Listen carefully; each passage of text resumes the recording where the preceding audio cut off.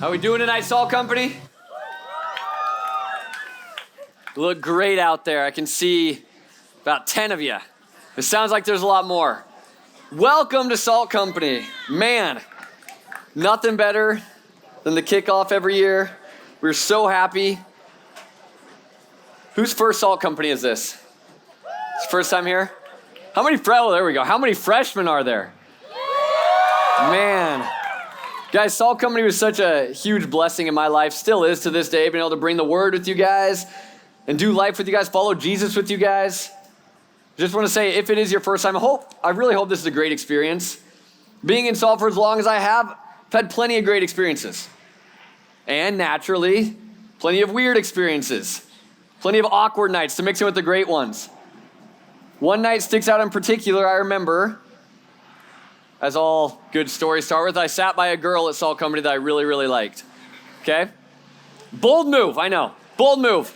But I remember being so stoked about this girl that I was going to sit by her at Salt no matter what anybody said. And that night, out of all the nights of Salt Company, for some reason, the guy preaching, the director on stage, literally went after me. And he tried to destroy me, and I don't to this day know why. But he was talking about something, I'm going to be honest, I don't remember. I wasn't focused on him that night, obviously. And he looked right at me and goes, okay, take Ryan, for example. And he pointed right at me and says, if we could put his thoughts on the screen behind us tonight, you guys would be blown away. And everybody laughed at me. Everybody laughed as if I wasn't deathly rich. The girl obviously just scooted away. Like I was created to be this villain or something. I was completely exposed. And honestly, as I look back at it, it was a great joke. But I'm not going to do that to anybody here tonight. I promise I'm not going to call anybody out tonight. But let me ask you this. If your thoughts, or let's just say your life in general, was kind of flashed up on the screen behind us tonight, what would that be like for you? What if your entire life, every moment, every thought, every motive behind what you did, plain and exposed for all to see, what if it was right up behind me tonight and everybody could see it? That's scary, right? Like that would be pretty bad. It'd be pretty embarrassing, pretty shameful. What would happen? Like all the people that you've worked so hard to make friends with over the last 2 weeks. All the people who might think so highly of you, what if they saw the secret side of you? What if they saw everything? Well, we're taught to not associate with bad company, right? And so as your secrets spill out, people would run away from you. We wouldn't want to associate with you anymore. And the same goes for me if my life was thrown there. That is a scary thought. Especially in a season like college, could there be any nightmare worse than being fully seen and fully known? But you know what's both totally true and maybe even a bit more scary tonight, guys? Is that there's a God who actually does see everything. Like there's a God who sees you. Everything you've ever done, every word you said, every motive that drives you, he sees you. He really does. And it's not wrong if that kind of shakes you up for a second. And before you kind of roll your eyes and say, oh my gosh, another church guilt trip, I want to ask you something. If your life was put on the screen and every secret spilled out, I don't want to ask what would other people say or what would other people think about you. I want to ask, what would God think about you? What would he say if your life played like a movie on that screen? We know what we would do with one another. We'd run away from each other. But is that how God would treat us? Is that what God would do to you? Well, can we actually know? Or is this all speculation? No, we absolutely can know, and that's what we're going to find out tonight. Okay? Friends, if you leave here tonight, you have to hear this. That if you want to know what God thinks about you, just look at the cross. That's the big idea of tonight, that if you want to know what God thinks about you, just look at the cross. Right? The cross. You don't have to be very churched or religious to know about the cross. Everybody knows about the cross. Everybody who's got a tattoo about the cross or a necklace right now about the cross. I'm not throwing any shame on anybody here in the front row that I can see. No shame. We know a guy named Jesus died on the cross. But tonight I want to zoom in on the cross that we think we know so well, because it's there at the cross that we see more clear than anywhere God's heart for you. And to do this tonight, I want to simply zoom in on one verse. It's 1 Corinthians 1:18. It's going to be on the screen behind me, and it says this: "For the word of the cross is foolishness to those who are perishing, but is the power of God to us who are being saved." I'm going to read it again. "For the word of the cross is foolishness to those who are perishing, but it is the power of God to us who are being saved." Okay, don't let this confuse you. What Paul is trying to get across here to this church in Corinth is very, very simple. And it's this, that there is no such thing as a casual cross. Even in a culture like ours where it's just another religious symbol, it's just a shape to us. Like we walk past the cross and don't think anything. He's saying there's no such thing as a casual cross. Only one of two things can be true of the cross. That it as a religious symbol is either the dumbest, most idiotic thing in history, or you can accept that the cross is out of this world wisdom and power that has the power to change your life forever. He's saying that the cross of Jesus is like a fork in the road that confronts all of us. So let's dive in. What does he mean when he says the cross is foolishness? It almost sounds like blasphemy, right? The cross is foolishness. I doubt when you look at the person next to you with the cross necklace, I doubt you're going to just look at them and call them a fool. Okay, that'd be weird. Bad way to make friends. But if this were the first century, you probably would say that. The cross was a Roman torture device. It was a super gruesome, cruel way to not only kill criminals, but to humiliate them. To publicly humiliate them naked, beat into a pulp, and hung up in public, exposed for everybody to see. Bad way to go for a criminal, yeah, but what about a religious leader? Right? Like, how about this for a plan, a game plan, a strategy? If you're trying to create a religious movement that's going to carry on for thousands and thousands of years, this is what you got to do. You got to live a perfect life. You got to be accused and sentenced of things that you did not do. You got to be abandoned by those who you love. You got to be mocked by those you're trying to help. You got to be tortured and you have to die. That was the story of Jesus. That was his path to the cross. And this is what it means that the cross is foolishness. That humans would not have come up with this. This is not the devising of some humans. That is a really weird strategy. Later in the letter, actually, in this chapter of 1 Corinthians, Paul goes on to say that the Jews, they want to see more signs. And the Gentiles, they want wisdom. And the cross, in one very true sense, gives them neither. Right? The cross presents a religious leader who is killed before he ever hit the peak of his own ministry. Like, oh, where's that powerful Messiah that was promised to liberate us, to free us from our oppressors? Oh, yeah. He's on that Roman cross, dying. This is foolishness. The cross presents to us a teacher who won't debate his way out of his guilty sentence. Where is the logic in a man who claims to be God but can't even save himself? Oh, yeah. He's on the cross, squeezing out these words.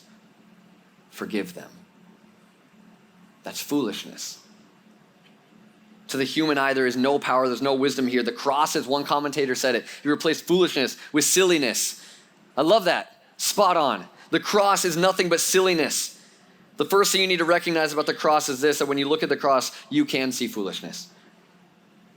Okay, back to feeling exposed, right? Okay. The most exposed, probably I remember feeling the past couple years, was when I, for some reason, decided to play slow pitch softball. Okay, I never played baseball growing up. I thought, I'm a decent enough athlete, this should be fine. Whatever. They put me in right field. That's a bad start to know that the team doesn't think you're very good in slow pitch softball. They put me in right field. The first fly ball comes up, and I learned very, very quickly, I have no idea how a softball travels through the air, and it hit the ground, and I looked like a donkey, and everybody laughed. Seems to be a theme in the stories tonight. And so I was like, okay, let's get better at this. I got a little better. I tried my hardest. And I'm telling you, my prayer life took off. I would be praying to the Lord that no left-handed hitter would come up to the box. Like seriously, lefties just always found me. And I said, no, Lord, please. And I felt like my prayer life was taking off, even as my dignity was crashing into the dirt. But it got worse. Because as the season went on, it wasn't just lefties who were up there swinging towards me. Ooh, the righties got up there. And they started shuffling their feet like this and aiming at me because they knew I was the donkey that they wanted to hit it to. I had literally no dignity left after that softball season. So what do I do about it? What do I do? If I feel exposed, what do I do? I quit. Duh, it's easy. It's easy. I just quit. I just told them, yeah, I'm not playing again, guys. I'm really busy. I was actually really embarrassed. My answer to saving face was so simple. Quit softball. What happens to us when we're in that situation? Like, what happens to us? What do we do when we feel exposed? Especially at kind of churchy stuff like this. This could be a very intimidating place to be, I know. What do we do when everybody seems to just have it down? Like everybody is doing great. Everyone seems to have it all together, especially when it comes to their faith and this Jesus stuff. But we know that's not us, right? We don't feel that or see that when we look in the mirror. We just don't want to be rejected. And so what do? We put on a smile. We raise our hands in worship. Maybe we kind of clean up our mouth a little bit, at least while we're here. But in the end, we go home the same hurting, broken, lonely person that nobody sees. But isn't it intriguing, guys? Isn't it so interesting that we are people who go to such great lengths to hide ourselves, to insulate ourselves from being exposed and rejected, and yet here we have the Son of God himself willingly exposed in the most visceral, brutal way possible on a cross. This looks like foolishness, but there is more that we have to see about the cross tonight. There is more. You have to see what Jesus' really, really bold friend, his disciple Peter, saw. You guys maybe have heard of Peter. He was a big figure in the New Testament, in the early church. And at one point, in Matthew 16 and Mark 8, Jesus tells his friends kind of a foreshadow. He's like, guys, I know stuff's going really great, but I'm going to go to the cross. Like, I'm going to be delivered up. I'm going to be killed. And everybody's like, no. Everybody says, absolutely not, Jesus. You are supposed to be our king. You are supposed to be the Messiah. Death does not fit into this equation for us at all. And so Peter, being the bold one, steps up to the plate and decides to correct the God of the universe. He says, Jesus, no, you will not go to the cross. And Jesus replies to him with no shortage of words, get behind me, Satan. Jesus seemed very, very intent on going to the cross. We who claim to be Christians, who have maybe been following Jesus for a while, we know what Peter must have felt like, right? We want to follow Jesus. A lot of people in this crowd have said that with their life. But don't we want to do it on our own terms? If he shows us something or might lead us to some suffering or inconvenience or a loss of something temporal in the world, we say, no, Jesus. We follow you on our terms. It's safe to say that even Jesus' closest followers saw the cross as a foolish idea. But something must have changed. Something changed. How does Peter go from this guy who's boldly correcting Jesus to preach and to celebrate the crucifixion in the letters that he wrote later in the New Testament? How does Peter go from someone who is protesting the idea of the cross to someone who is sold out for Jesus so much that he himself is crucified at the end of his life? Something changed. Something happened that turned this foolishness into power. The second thing you need to recognize about the cross is this: that when you look at the cross, you can see power. When you look at the cross, you can see power. And I know this is going to make a lot of you roll your eyes, but it would not be a Salt Company sermon without a Lord of the Rings illustration. And I'm on YouTube today wiping my eyes of tears watching the end of the Two Towers. And let me tell you why. Because it was beautiful, first off. I don't actually need to tell you why. Watch it for yourself. But what happened is the odds are against them. The good guys, okay? The main characters, they are outnumbered like crazy. Thousands of orcs, tens of thousands of orcs and orcai are about to beat down their doors and wipe them out, and every single hope seems lost. Logically, nothing worked. The momentum, the numbers, everything was inside of the bad guys. But then Aragorn, he remembers something that his friend Gandalf said. He said, look to my coming at the first light on the 5th day. At dawn, look to the east. And he says, oh my goodness. He looks up to the east, and here comes the waterworks, because there is a light breaking over the hill. And the hero rolls up on his white horse with an army behind him and wipes out the entire army of Sauron.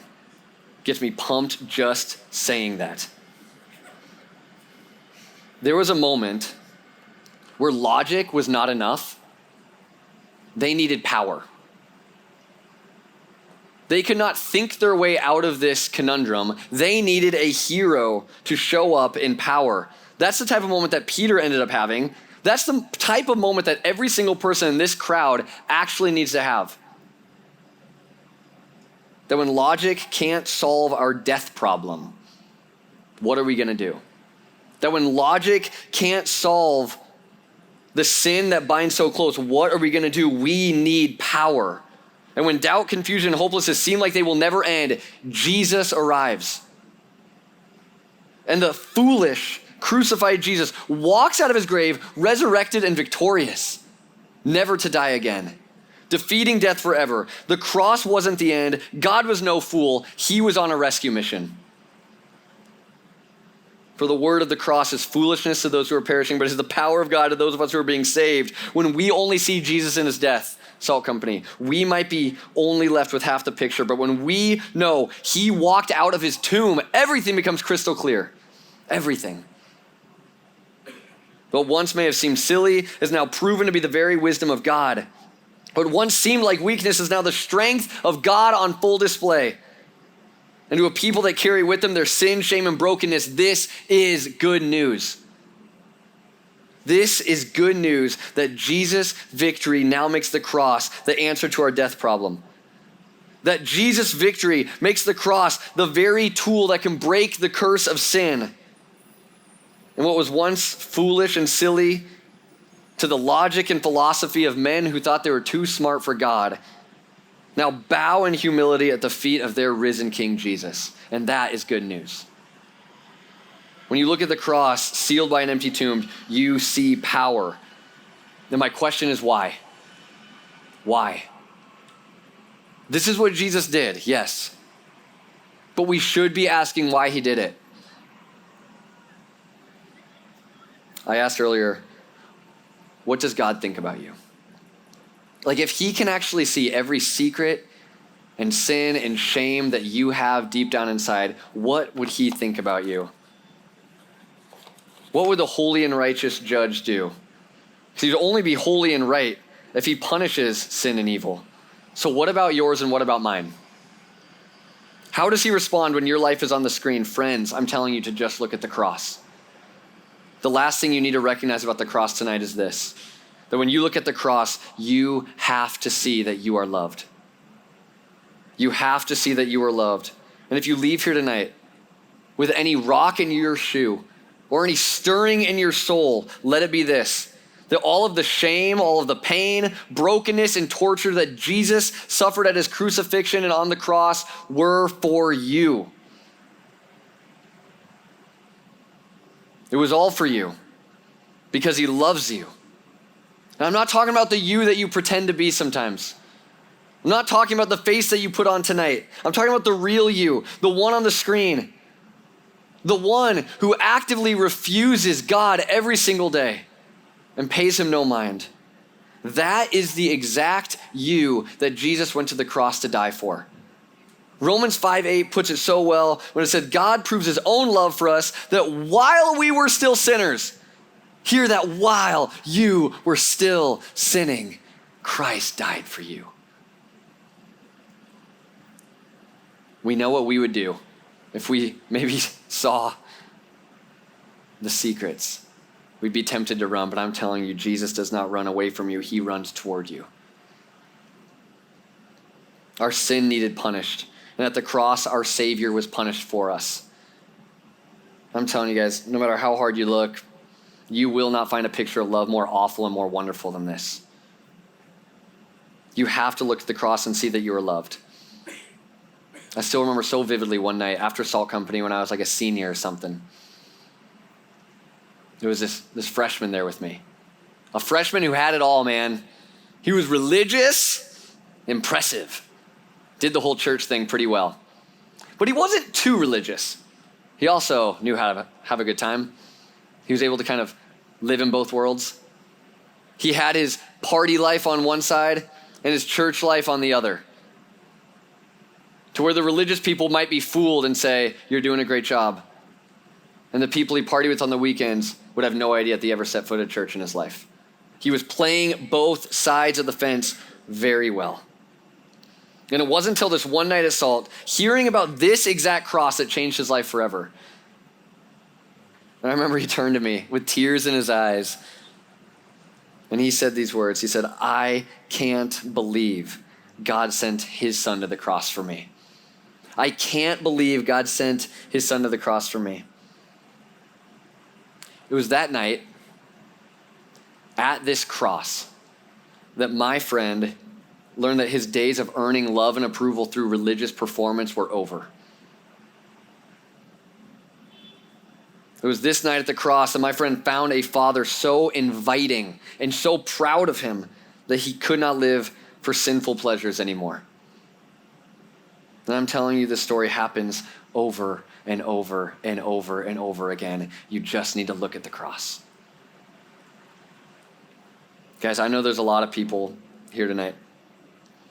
I know there's also a lot of people here tonight who look at the cross and hear the word of the cross and say that is stupidity. 1 Corinthians 1:18 says that you feel that way because you are perishing. And that's one way of saying that you are separated from God. And you will be forever. But it also says that at the cross, there is enough power and there is more than enough love for you to be saved. And so the invitation tonight could not be more clear, guys. If you are perishing in your sin, turn to Jesus right now and be saved.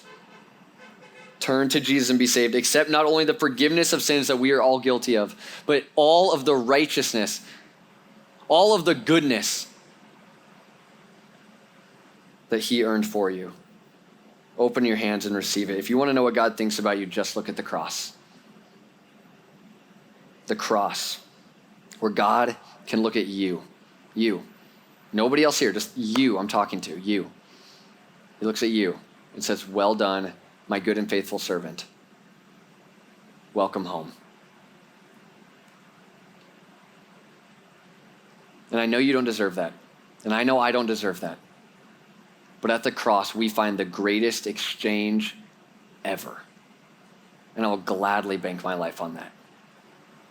And to the Christians out there, to people who come in here following Jesus already, I want to warn you. I want to encourage you away from just thinking this, man, I am really glad he preached that tonight. I know somebody who really needed to hear that.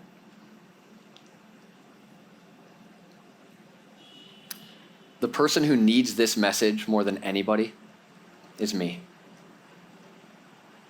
There's nobody who needs the gospel, the good news of Jesus Christ, more than a Christian. Because my temptation is to measure up, how am I doing at this stuff? Connection group leaders, maybe your temptation, how am I doing at being a leader in this college ministry? Maybe it's all been about how many rules can you keep and not keep? How are you doing? What you need to hear tonight is the same as everybody else. Well done, good and faithful servant. Welcome home. The foot of the cross, the ground at the foot of the cross is completely level. And that is why we worship tonight. That's why we are a community that does life together, bound around this old, ancient, wooded, rugged cross. because it's there that each and every one of us find grace and life with Jesus forever. If you want to know what God thinks about you, just look at the cross. Let me pray.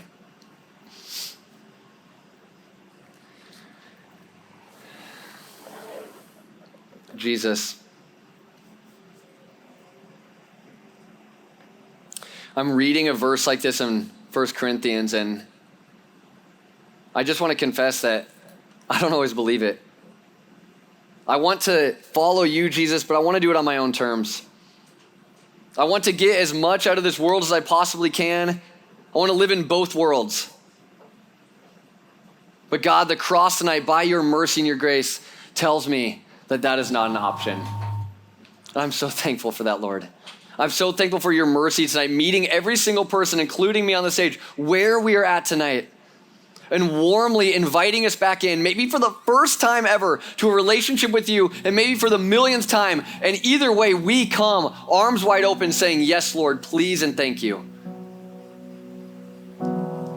God, the power of sin and death is real. And it would want us to see the cross as foolishness for the rest of our lives until it's too late. But Lord, have mercy on us and open our eyes tonight. In power, would you move tonight, Jesus? Would you move and open our eyes? Would you melt our hearts? Would we be able to see that when we look at the cross, we are loved, and there's nothing we can do about that? And so, Lord, would our final songs tonight, would even our starting this semester, following you together, would it be a sweet, sweet song to your ears? Would it be holy and acceptable worship? And God, would the cross be more beautiful to us tonight than ever before? Thank you, Lord.